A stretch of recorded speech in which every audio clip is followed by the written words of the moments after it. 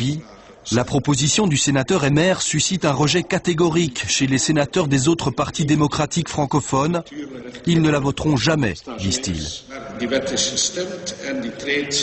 Les procédés techniques, technologiques m'effraient quand même largement.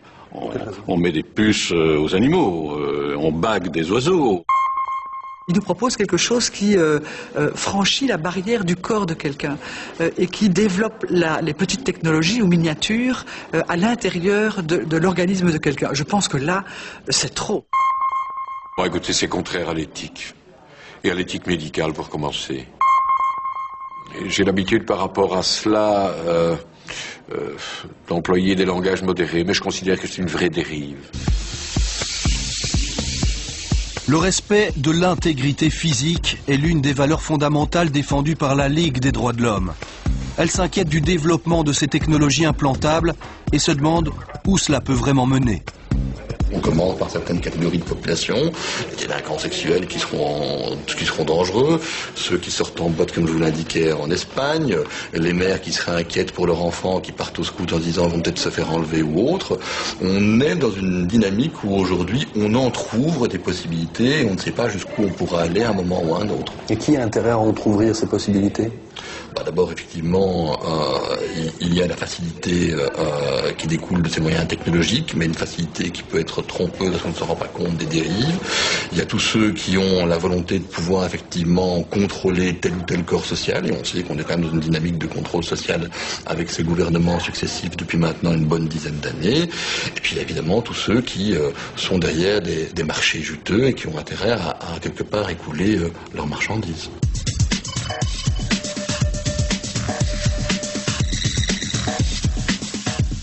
Les créateurs de cette puce minuscule à implanter dans l'être humain ont ici pignon sur rue en Floride. Ils ont accepté de nous rencontrer. La société Verichip. Dès l'entrée dans le bâtiment, notre attention est attirée par le logo de la compagnie, un cercle fendu d'une puce électronique qui ressemble à un œil braqué dans notre direction. Chez Verichip, les membres du personnel sont implantés, à commencer par le patron, Bill. Bill, vous avez une puce également. Oui, elle est juste ici à l'arrière de mon bras. Vous entendez ce bip? Un petit bip, et voici la fiche personnelle de Bill qui apparaît sur cet écran. Elle sort tout droit de la base de données médicales des êtres humains que gère cette société privée. Les employés Verichip ont également une puce RFID dans le bras. Enfin, à quelques exceptions près. Alison, vous avez une puce également dans votre corps? Non. Pourquoi pas? La plupart des gens ont une puce ici. Oh, c'est une démarche volontaire. Heureusement, je ne suis pas ce qu'on appelle un patient à haut risque et en plus je suis enceinte et le système n'est pas conseillé aux femmes enceintes. Verichip nous a accueillis dans cette petite salle de réunion, mais filmer un implant nous a été refusé, tout comme visiter les hôpitaux partenaires du programme Verimed.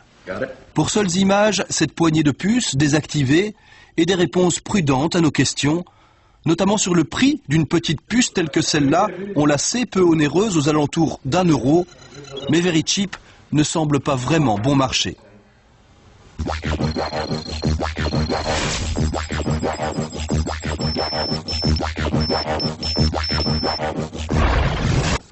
Et combien ça vous coûte?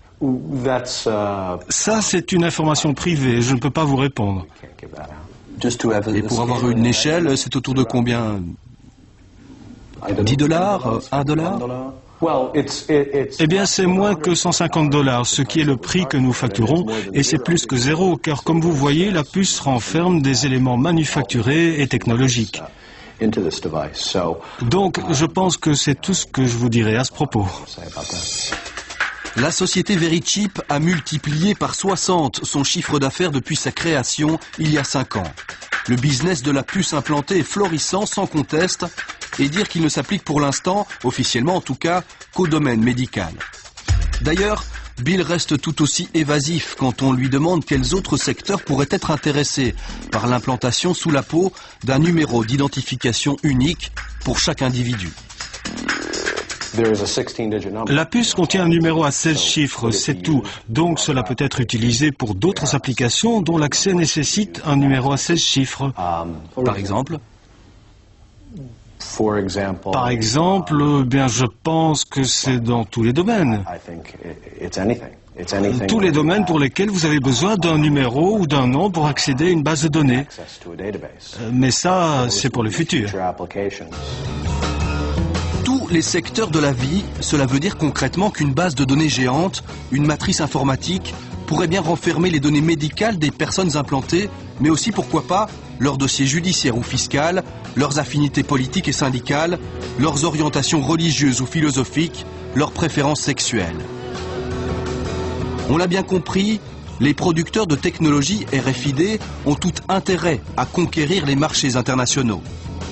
Leur cible privilégiée, que la technique soit implantée ou non, reste pour l'instant les malades, les personnes âgées, les personnes qu'ils considèrent à haut risque, celles et ceux qui ne seraient plus en mesure de s'exprimer, les bébés qui seraient la proie de kidnappeurs potentiels, les victimes qu'un incendie ou qu'une catastrophe naturelle aurait rendues méconnaissables. Pour conquérir les marchés européens, les jeunes branchés dans les boîtes de nuit sont également approchés.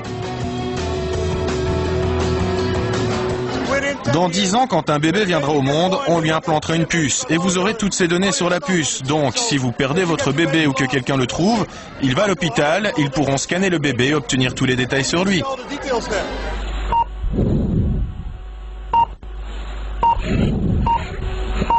Malgré son côté clairement intrusif dans la vie privée, la machine RFID est bel et bien lancée et rien ne semble à l'heure actuelle pouvoir freiner sa course. Seuls quelques collectifs citoyens se fédèrent, le monde des internautes se mobilise pour s'opposer à ce qu'ils considèrent comme une dérive dangereuse des sociétés modernes. Nous avons rencontré à Namur le collectif belge de résistance à la puce. Ses membres ne cachent pas leurs inquiétudes.